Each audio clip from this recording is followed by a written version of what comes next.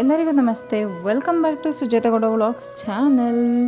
ಏನಪ್ಪ ಇದು video start ಆಗ್ತಿದ್ದಂಗೆ ಒಳ್ಳೆ ಬಿಸಿ ಬಿಸಿ ರಾಗಿ ಮುದ್ದೆ ಜೊತೆಗೆ ಕಾಳು ಪಲ್ಯ, ಅದ್ರ ಜೊತೆಗೆ ಬಸ್ ಸಾಂಬಾರು ಬಿಡ್ತಾ ಇದ್ದಾಳೆ ಅಂತ ನೋಡ್ತಾ ಇದ್ದೀರಾ. ಎಸ್, ನಮ್ಮ ಹಳ್ಳಿ ಸೈಡು ತುಂಬಾ ಫೇಮಸ್ ಆಗಿರೋವಂಥ ಸಾಂಬಾರಿದು ಬಸ್ ಸಾಂಬಾರು. ಮೊದಲನೇ ಪ್ಲೇಸ್ ಅಂತ ಬಂದರೆ ಅದಕ್ಕೆ ಉಪ್ಸಾರನ್ನ ಕೊಡ್ತೀವಿ, ಸೆಕೆಂಡ್ ಪ್ಲೇಸ್ ಅಂತ ಬಂದರೆ ಅದಕ್ಕೆ ಬಸ್ಸಾರು. ಇಲ್ಲಿ ನೋಡಿ ಸಾಂಬಾರು ಮಾಡೋದಕ್ಕೆ ನಾನಿಲ್ಲಿ ಸಬ್ಬಕ್ಕಿ ಸೊಪ್ಪನ್ನ ತೊಗೊಂಡಿದ್ದೀನಿ. ಸ್ವಲ್ಪ ನೀರು ಹಾಕಿ ನೆನೆಯೋಕ್ಕೆ ಬಿಟ್ಟಿದ್ದೀನಿ. ಮಣ್ಣೆಲ್ಲ ಇರುತ್ತೆ ಅಲ್ವಾ, ಸೊ ಹೊಂದ್ಕೊಳ್ಳಿ, ನೀರಿಗೆ ಬಿಟ್ಕೊಳ್ಳಿ ಅಂತೇಳಿ. ಈಗ ಇಲ್ಲಿ ಕಾಫಿ ಮಾಡ್ಕೊಂಡು ಕುಡಿಯೋಣ ಅಂತ ಹಾಲು ಕಾಯೋದಕ್ಕೂ ಇಟ್ಟಿದ್ದೀನಿ. ಪಾತ್ರೆ ಎಲ್ಲ ತೊಳಿಬೇಕು. ಒಂದೇ ಸಲ ಅಡುಗೆ ಎಲ್ಲ ಮುಗಿಸಿ ಕಿಚನ್ ಕ್ಲೀನ್ ಮಾಡ್ಕೊಳ್ಳೋಣ ಅಂತೇಳಿ ಈಗ ನೀರು ಕಾಯೋದಕ್ಕೆ ಇಟ್ಟಿದ್ದೀನಿ. ನೀರು ಕಾಯೋಷ್ಟರಲ್ಲಿ ಒಂಚೂರು ಲೈಟಾಗಿ ಕಾಫಿ ಕುಡ್ಕೊಂಡು ಬರೋಣ. ಅಷ್ಟರಲ್ಲಿ ಇಲ್ಲಿ ನಾನು ನೋಡಿ ಕಾಫಿ ಕುಡ್ದಾಯಿತು. ಈಗ ನೆಕ್ಸ್ಟು ನಾನಿಲ್ಲಿ ಮೊಳಕೆ ಬರೆಸಿರೋಂಥ ಹೆಸ್ರು ಕಾಳನ್ನ ತೊಗೊಂಡಿದ್ದೀನಿ. ಸಬ್ಬಕ್ಕಿ ಸೊಪ್ಪು ಮತ್ತು ಹೆಸ್ರು ಕಾಳು ಕಾಂಬಿನೇಷನಲ್ಲಿ ಬಸ್ ಸಾಂಬಾರು ಮಾಡ್ತಾಯಿದ್ದೀನಿ. ನೀವು ಬೇಕಿದ್ರೆ ಬೇರೆ ಯಾವ ಕಾಳು ಬೇಕಿದ್ರೂ ತೊಗೋಬೋದು. ತೊಗರಿ ಕಾಳು ಆಗಿರ್ಬೋದು, ತೊಗರಿ ಬೇಳೆ ಆಗಿರ್ಬೋದು, ಅಥವಾ ನೀವು ಹೆಸ್ರು ಕಾಳನ್ನ ಹಾಗೆ ಹಾಕ್ಬೋದು, ಅಥವಾ ಮೊಳಕೆ ಬರೆಸಿರೋ ಕಾಳನ್ನೇ ಹಾಕಬೇಕಂತೇನಿಲ್ಲ, ಬೇರೆ ಕಾಳನ್ನೂ ನೀವು ಹಾಕ್ಕೊಳ್ಬೋದು.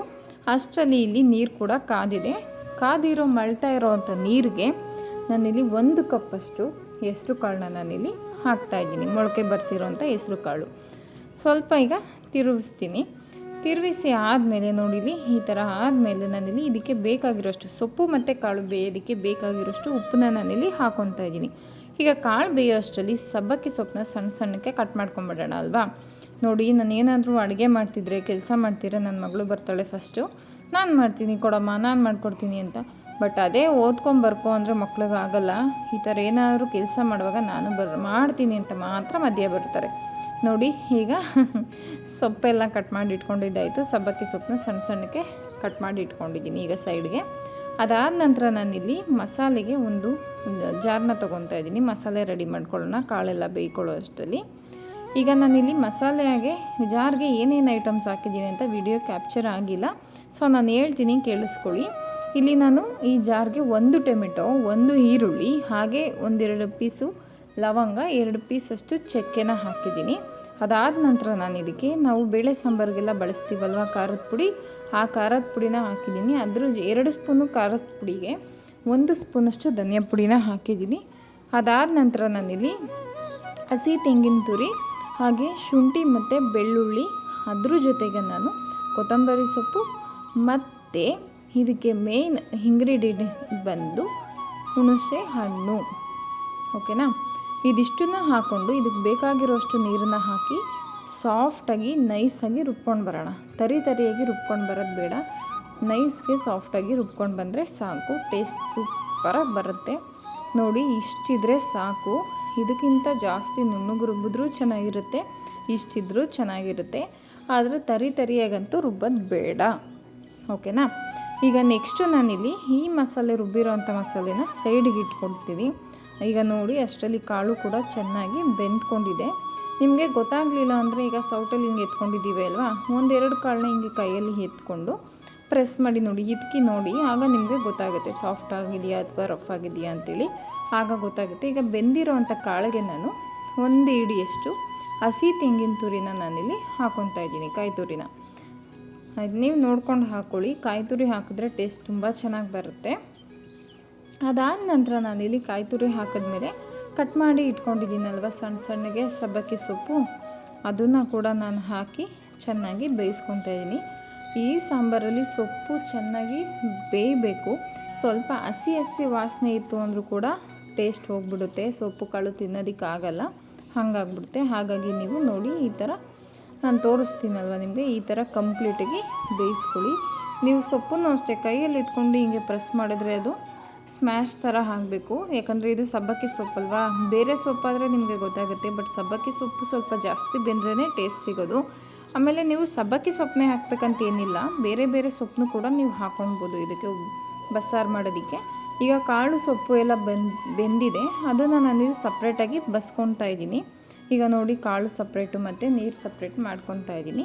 ಈಗ ಸಪ್ರೇಟ್ ಮಾಡ್ಕೊಂಡು ಆದ ನಂತರ ನಾನು ಇದೆರಡನ್ನೂ ಕೂಡ ನಾನು ಸೈಡ್ಗೆ ಇಟ್ಬಿಡ್ತೀನಿ.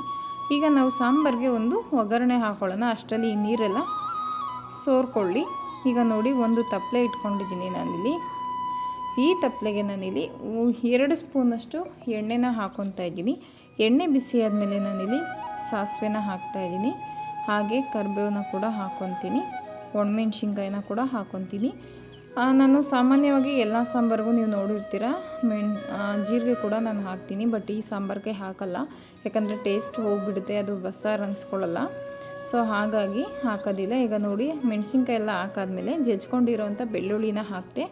ಬೆಳ್ಳುಳ್ಳಿ ಹಾಕಿದ್ಮೇಲೆ 1/4 ಭಾಗದಷ್ಟು ಈರುಳ್ಳಿನ ಸಣ್ಣಗೆ ಉದ್ದುದ್ದಕ್ಕೆ ಹೆಚ್ಕೊಂಡಿದ್ದೀನಿ, ಅದನ್ನು ಕೂಡ ಹಾಕಿ ನಾನಿಲ್ಲಿ ಚೆನ್ನಾಗಿ ಫ್ರೈ ಮಾಡ್ತಾಯಿದ್ದೀನಿ. ಫ್ರೈ ಮಾಡ್ತಾ ನಾನಿಲ್ಲಿ ರುಬ್ಬಿರೋ ಅಂಥ ಮಸಾಲೆ ಮತ್ತು ಬಸ್ಕೊಂಡಿರೋ ಅಂಥ ನೀರು ಇದೆಯಲ್ಲ, ಸಪ್ರೇಟ್ ಮಾಡಿರೋ ನೀರು, ಆ ನೀರಿಗೆ ರುಬ್ಬಿರೋ ಅಂಥ ಮಸಾಲೆನ ಹಾಕ್ಕೊಂಡು ಮಿಕ್ಸ್ ಮಾಡ್ಕೊಂಡು ಇಟ್ಕೊಂಡಿದ್ದೀನಿ ನೀಟಾಗಿ. ಈಗ ನಾನು ಒಗ್ಗರಣೆಗೆ ಆ ಮಸಾಲೆ ನೀರನ್ನ ಹಾಕ್ಕೊತಾ ಇದ್ದೀನಿ. ನೀವು ನೀರು ಇದಕ್ಕೆ ಜಾಸ್ತಿ ಹಾಕ್ಬಿಟ್ರೆ ಟೇಸ್ಟ್ ಚೆನ್ನಾಗಿ ಬರಲ್ಲ, ತೆಳುವಾಗಿಬಿಡುತ್ತೆ ಸಾಂಬಾರು. ನೀರನ್ನು ನೋಡ್ಕೊಂಡು ಹಾಕ್ಕೊಳ್ಳಿ. ಈ ಸಾಂಬಾರು ಸ್ವಲ್ಪ ಗಟ್ಟಿ ಇದ್ರೇ ತುಂಬ ಚೆನ್ನಾಗಿ ಟೇಸ್ಟ್ ಸಿಗೋದು. ಹಾಗೆ ಇದ್ರ ಜೊತೆಗೆ ನಾನಿಲ್ಲಿ ಸ್ವಲ್ಪ ಬೇಕಾಗಿರೋಷ್ಟು ಮಾತ್ರ ನಾನಿಲ್ಲಿ ರುಚಿಗೆ ಮಾತ್ರ ಉಪ್ಪನ್ನ ಹಾಕ್ಕೊತಾ ಇದ್ದೀನಿ. ಏನಕ್ಕಪ್ಪ ಅಂದರೆ ನಾನು ಆಲ್ರೆಡಿ ಕಾಳು ಮತ್ತು ಸೊಪ್ಪು ಬೇಯಿಸುವಾಗ್ಲೂ ಉಪ್ಪು ಹಾಕಿದ್ದೆ, ಈಗಲೂ ಕೂಡ ಹಾಕ್ಕೊತಾ ಇದ್ದೀನಿ.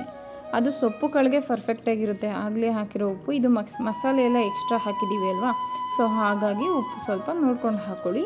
ಈಗ ನೋಡಿ ಚೆನ್ನಾಗಿ ಸಾಂಬಾರು ಮಾಡ್ತಾ ಇರೋ ಸಾಂಬಾರಿಗೆ ನಾನೀಗ ಕೊತ್ತಂಬರಿ ಸೊಪ್ಪನ್ನ ಹಾಕಿ ಮತ್ತೆ ಒಂದು 5 ನಿಮಿಷ ಚೆನ್ನಾಗಿ ಮಾಡಿಸ್ಕೊತಾ ಇದ್ದೀನಿ.